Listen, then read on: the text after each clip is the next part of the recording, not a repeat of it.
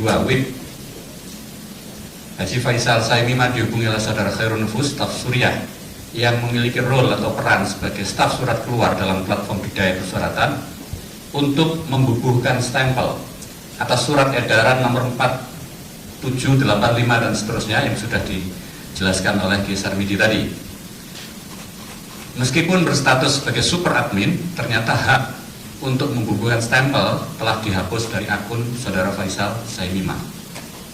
Yang kedua, pada pukul 21.54 waktu Indonesia Barat, saya, Nur Hidayat, Wakil Sekretaris Jenderal PBNU, yang sejak sebelum launching Dikdaya Persuratan ini mendapat mandat untuk mengawal program unggulan PBNU ini, saya mengkonfirmasi kepada tim Pruri terkait siapa yang mencabut hak stamping, hak pembubuhan stempel untuk akun Sekretariat Jenderal PBNU.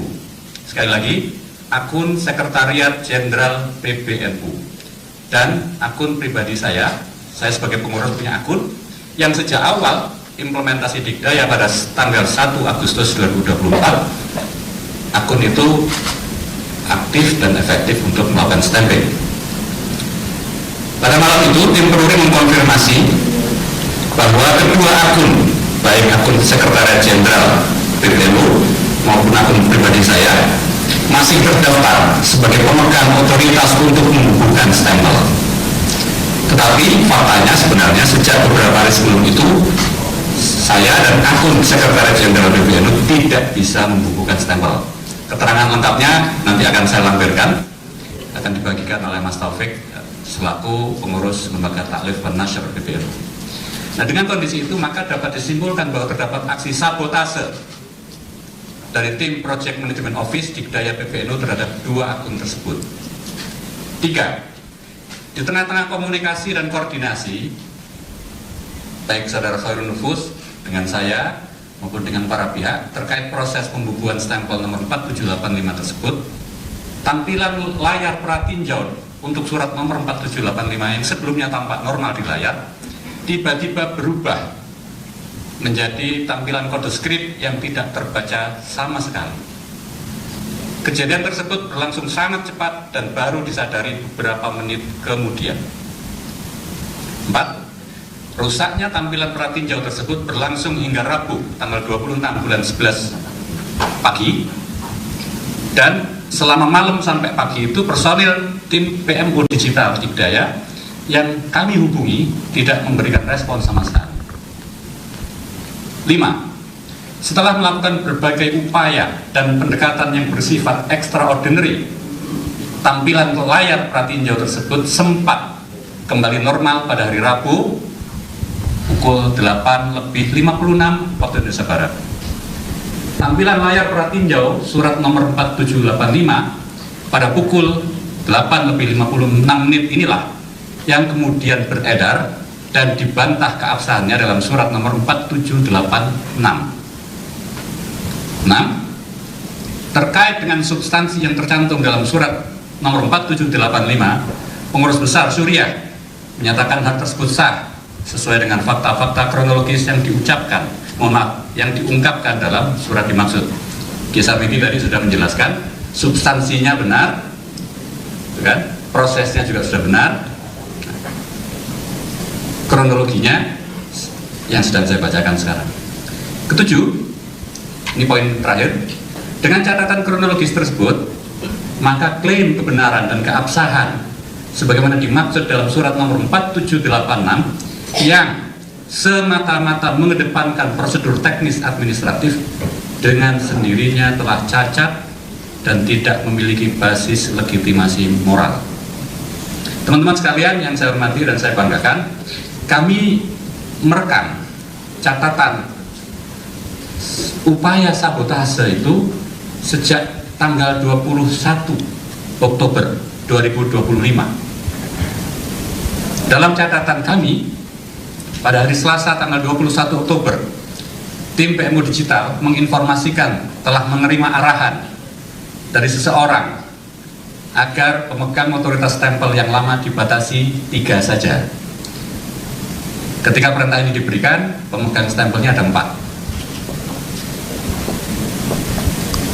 satu-satunya atau salah satu akun yang diminta untuk dihapus itu adalah akun dengan alamat email rois.aam@nu.or.id yang merupakan akun resmi Rois Am, Pengurus Besar Nahdlatul Ulama.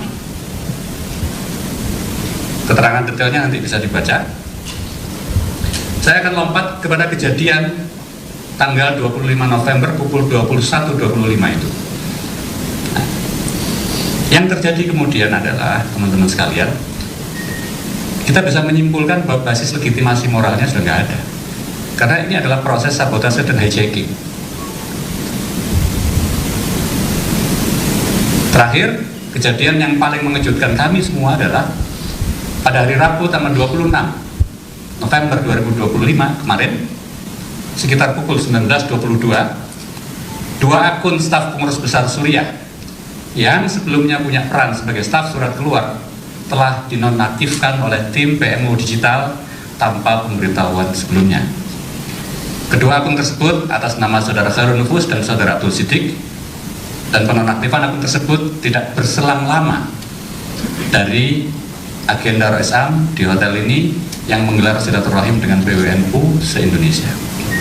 Dengan demikian, maka dengan dihapuskannya kedua akun staf Suriah, staf surat keluar Pengurus Besar Suriah itu, maka secara substantif Pengurus Besar Suriah telah dibekukan secara sepihak dan secara digital oleh oknum-oknum Pengurus Besar Tanfidiyah dengan memanfaatkan tangan tim PMU Digital PBNU.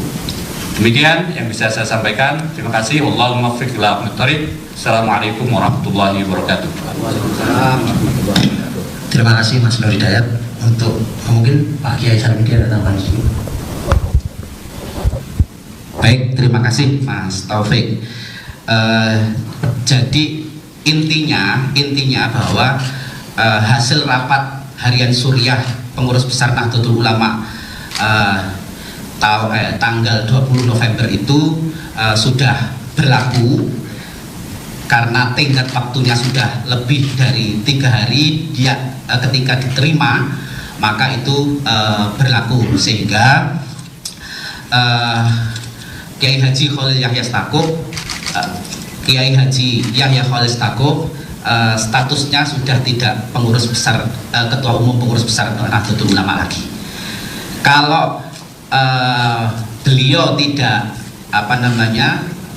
berkenan atau tidak setuju terhadap keputusan ini, maka beliau boleh atau kami persilakan ada hak untuk mengajukan keberatan di Majelis Tahkim Nahdlatul Ulama. Itu ada mekanisme penyelesaian secara internal itu.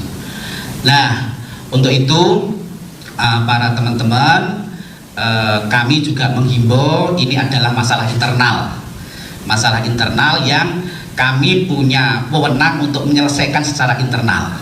Dan kami adalah, Nahdlatul Ulama adalah ormas, juga taat kepada undang-undang ormas yang menyatakan bahwa kalau ada konflik internal itu diselesaikan secara internal.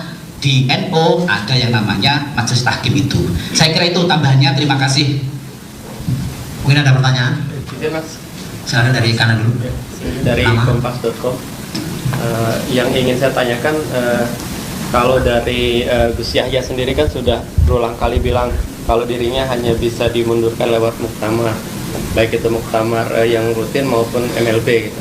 Nah, kalau dari teman-teman Rois Suriah sendiri, mungkin ada dasar ADART-nya terkait dengan keputusan ini bisa membuat Gus Yahya mengundurkan diri gitu, dan bisa menjawab bantahan dari Gus Yahya itu. Terima kasih. Perkenalkan Bapak, saya Rehanah dari inilah.com. Di tengah isu Gus Yahya yang dipecat sebagai ketum PBNU, juga beredar audit internal PBNU tahun 2022 yang menyatakan ada aliran dana 100 miliar ke PBNU yang kala itu dikendalikan oleh Pak Mardhani Maming yang kala itu menjabat sebagai bendum. Yang ingin saya tanyakan, apakah itu benar, dan yang kedua, apakah hal itu menjadi akumulasi yang akhirnya membuat Gus Yahya dipecat dari ketum PBNU? 3 lagi ya. Terima kasih, saya Dini dari Jalapos. menindaklanjuti sabotase digital ini, apakah jajaran Suriah tetap pakai surat yang beredar itu yang ada draftnya, atau akan mengeluarkan surat fisik yang stempel manual untuk legitimasi? Itu yang pertama. Terus yang kedua, tadi sempat disinggung Rais Am menggelar pertemuan dengan DPW atau tingkatan NU, itu intinya apa? Apakah sama seperti ketika Gus Yahya mengundang di Surabaya, terus dari Suriah sendiri mengundang, itu dalam rangka apa? Terima kasih. Saya mau usulkan dari bisnis.com, diisukan juga di publik itu kalau ada konflik internal ini terkait dengan pengelolaan izin tambang, Pak. Ada konflik internal tersebut, tanggapannya bagaimana? Apakah itu juga mempengaruhi pada akhirnya Gus Yahya ini keluar dari didesak dari keluar dari ketua umum dari Pak. Satu lagi, udah ya? Pak Sarkiti atau Mas Nur yang jawab? Berat sekali. Biar gak tegang loh. Iya. Ini kalau dulu Kiai Hasyim Muzadi itu kan sering, ini adalah dinamika apa namanya, organisasi. Guyonannya. Kalau orang NU itu memaknai dinamika itu hot. Ya, itu biasa. Ya, terima kasih atas pertanyaannya. Jadi pemberhentian itu dasarnya apa? Intinya kan gitu ya. Nah, jadi kalau panjenengan mau lihat risalah rapat harian Suriah, ya, itu kan ada poin 1, poin 2, poin 3. Nah, itu kan poin 1, poin 2, poin 3. Poin 1 soal mengundang orang yang terindikasi atau terbukti ikut bagian dari Zionis, kemudian itu melanggar, itu ngisi di AKN, Akademi Kepemimpinan NU, kaderisasi tertinggi di dalam Nahdlatul Ulama. Kemudian poin 3 itu terkait tata kelola keuangan. Itu kan dasar untuk memberhentikan. Nah, itu memang sudah memenuhi dasar yang ada di peraturan perkumpulan. Karena apa? Karena pengurus harian Suriah itu menganggap mengundang orang yang narasumber yang pro Zionis itu merusak reputasi perkumpulan, merusak nama baik perkumpulan, dan itu juga melanggar konon asasi dan paham Ahlus Sunnah wal Jamaah An-Nahdiyah. Itu yang kemudian itu sudah masuk kategori di pasal yang bisa untuk memberhentikan. Itu yang nanti perkumnya mungkin Mas Nur bisa menjelaskan perkum nomor berapa, saya nggak hafal. Nanti dijelaskan oleh Mas Nur. Yang kedua, soal audit ya. Soal audit ini memang sebenarnya itu adalah konsumsi internal. Tapi saya nggak tahu kok tiba-tiba itu bisa viral, bisa nyebar di media massa, media sosial. Nah, itu kalau kita melihat data yang ada itu benar adanya ada aliran yang masuk itu. Tapi secara rinci itu kami memang tidak bisa menjelaskan secara rinci di depan panjenengan semuanya. Saya kira itu ya. Saya kira sudah dapat dipahami ya. Nomor kalau sabotase digital Mas Nur nanti. Pertemuan dengan PW. Nah, ini Rois PW, pengurus wilayah Nahdlatul Ulama itu memang banyak yang tanya-tanya kalau soal hasil rapatnya yang hasil rapat Suriah yang poin 1, 2 itu mereka sudah paham jelas, tapi yang poin 3 itu memang banyak yang tidak jelas, sehingga Kiai Rois Am, Kiai Miftahul Akhyar itu mempunyai keinginan atau kewajiban, merasa memiliki kewajiban untuk menjelaskan kepada Rois Suriah dan juga pengurus NU yang lain untuk terkait yang utamanya itu adalah poin 3 yang memang tidak bisa dijelaskan secara umum seperti ini, tidak bisa dipublikasikan. Saya kira itu.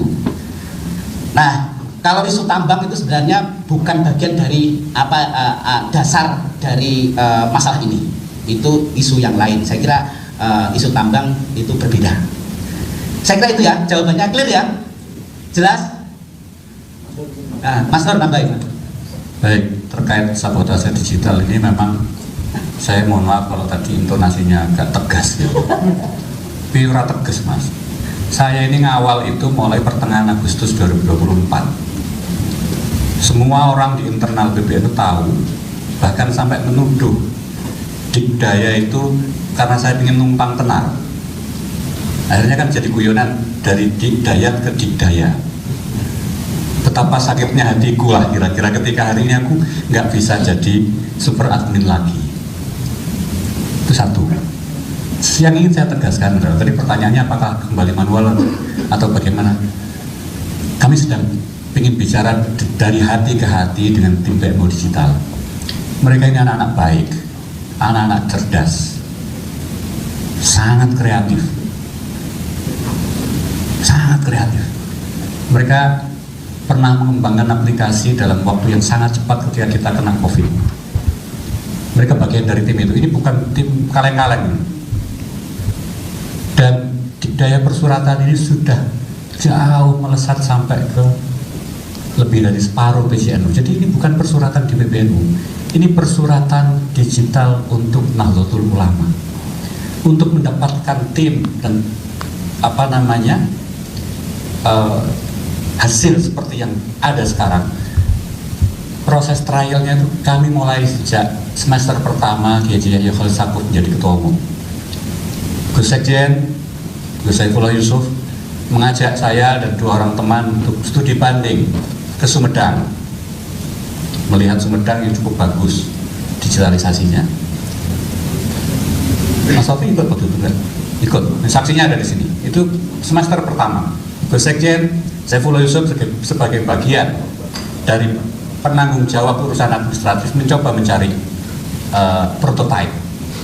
Pulang dari sana saya matur Gus tidak bisa. Kenapa tidak bisa? Di Pemda itu, bahkan di pemerintahan pun, surat itu tanda tangan 1. Di NU itu bisa 2 sampai 4. Karena memang NU ini sesuatu yang harus dijaga. Tidak bisa 1 tanda tunggal. Itu pertama. Lalu kami juga ini tidak lolos screening lah kira-kira. Lalu pada 2022 sekitar bulan Agustus atau Juli ya saya lupa, Agustus, kita mendapatkan komitmen program untuk hibah aplikasi lah dari salah satu perusahaan yang perusahaan ini melayani banyak BUMN besar. Tapi lagi-lagi ini macet di tengah jalan karena personilnya tidak dedicated. Nah, tim Dikdaya ini, tim pengembang sistem yang kemudian menjadi Dikdaya persuratan ini, dan kemudian ke depan akan menjadi ekosistem Dikdaya. Yang saya kira teman-teman kalau menyaksikan pidato Ketua Umum PBNU di berbagai kesempatan, ini salah satu program unggulan beliau. Tim ini tim yang luar biasa sekali. Cuma ini kan masalahnya, kenapa? Karena perbedaan-perbedaan positioning, lalu kemudian harus ada aksi-aksi seperti yang saya sampaikan tadi. Jadi kalau tadi Mas Sato tanya, apakah akan kembali ke manual? Saya kira-kira kulaan bawang merah ke Brebes dulu untuk melepaskan ini menjadi manual lagi.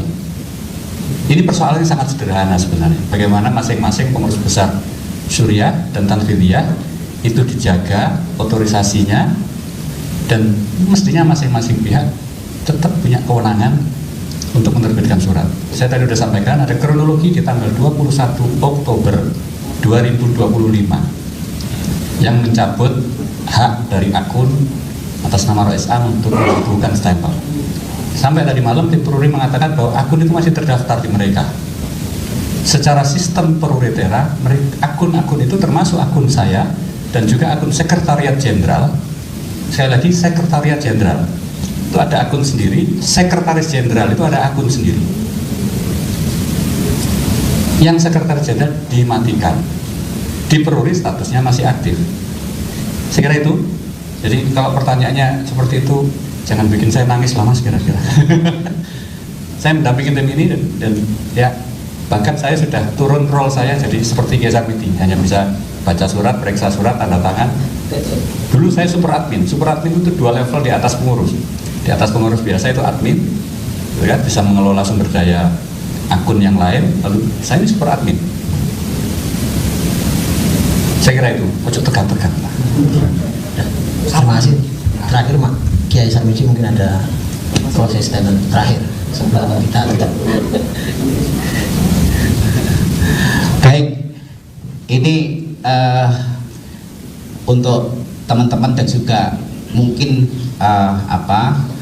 kami berharap kepada pengurus Nahdlatul Ulama dan juga warga NU, warga Nahdlatul Ulama, bahwa ini adalah masalah yang internal PBNU, dan kami mohon untuk bisa tenang dan menunggu apa yang didawuhkan oleh Rois Am pengurus besar Nahdlatul Ulama. Karena apa? Karena Rois Am itu pemimpin tertinggi Nahdlatul Ulama, itu berdasarkan anggaran dasar rumah tangga, anggaran dasar NU dan juga anggaran dasar Nahdlatul Ulama.